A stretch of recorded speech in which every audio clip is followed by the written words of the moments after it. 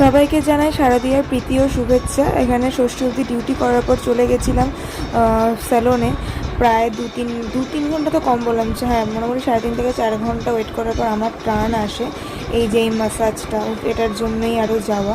তো হেয়ারের অবস্থা প্রচণ্ড বাজে হয়ে গেছিলো, একদম টাইম পাচ্ছিলাম না, ডিউটি করে ছুটি পাইনি। তো আজকে একটু টাইম পাই তো চলে যাই স্পা করতে। তারপর স্যালন থেকে 10:30 11টায় আসি। তারপর রেডি হয়ে, এটা ছিল আমার ষষ্ঠীর আউটফিট, তারপর রেডি হয়ে আমি মা বুনি চলে যাই প্যান্ডেল হপিং করতে। রাতের বেলা প্যান্ডেল হপিং করতে আমার বেশ ভালো লাগে, তোমাদের কার কার ভালো লাগে অবশ্যই জানিও। তো এটা ছিল সবুজ সঙ্গের ঠাকুর। মানে আমাদের বর্ধমানে মোটামুটি যে কটা একটু মেন ঠাকুর আছে সেগুলোই দেখার চেষ্টা করেছিলাম, কেননা এরপর প্রচণ্ড ভিড় হবে, আর অত ভিড়ে লাইনে ঠাকুর দেখতে ঠিক ভালো লাগে না।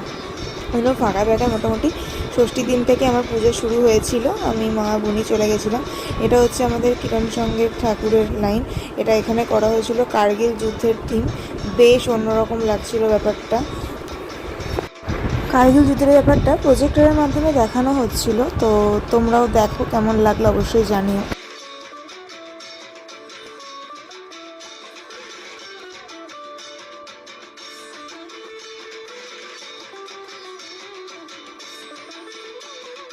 চলে যাই হচ্ছে লাল তুলসী সংঘ। এখানে মার্বেল টাইপের কিছু করেছিল, মোটামুটি খুব ভালো না খুব খারাপও না। তোমরা কে কে প্যান্ডেল হপিং করলে, কোথায় কোথায় করলে, কী কী ঠাকুর দেখলে অবশ্যই কিন্তু জানিও। আর তারপর এটা চলে যাই হচ্ছে 2 নম্বর শাঁখারি পুকুর। এটা থিমটা ঠিক বুঝতে পারিনি, বাট আমার বেশ ভালো লেগেছিলো অন্যগুলোর তুলনায়।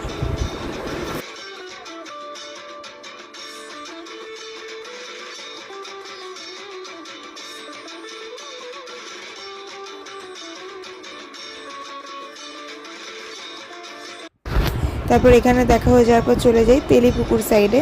এই থিমটাও মোটামুটি করেছে, খুব ভালোও না খুব খারাপও না, আমার মোটামুটি লেগেছে।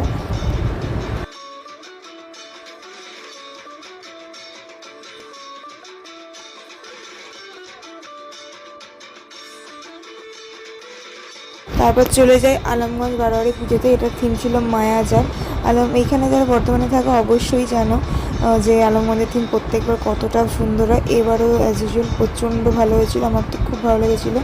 এইটা শাঁখারি পুকুর, এই দুটোই আমার অন্যগুলোর তুলনায় বেশ ভালো লেগেছিলো। তারপর তেমন কোনো প্যান্ডেলে যাওয়া হয়নি। তো প্রায় ভোর 4:30 বাজে, তখন আমরা বাড়ি ফিরছিলাম। এই ঠান্ডা ঠান্ডা মানে হাওয়া দিচ্ছিলো, আসতে খুব ভালো লাগছিলো। এমনি প্রচণ্ড টায়ার্ড ছিলাম, তাই আর কোনো ক্লিপও নেওয়া হয়নি। তো আমার ষষ্ঠীটা তো এইভাবেই কেটেছিল, পুজোটা এইভাবেই শুরু হলো। তোমাদের কার কেমন কাটলো অবশ্যই জানিও। থ্যাঙ্কস ফর ওয়াচিং, দেখা হবে নেক্সট কোনো ভিডিওতে আবার। টেক লাভ, সবাই পুজো খুব ভালো করে কাটিয়ে শুভ শারদ।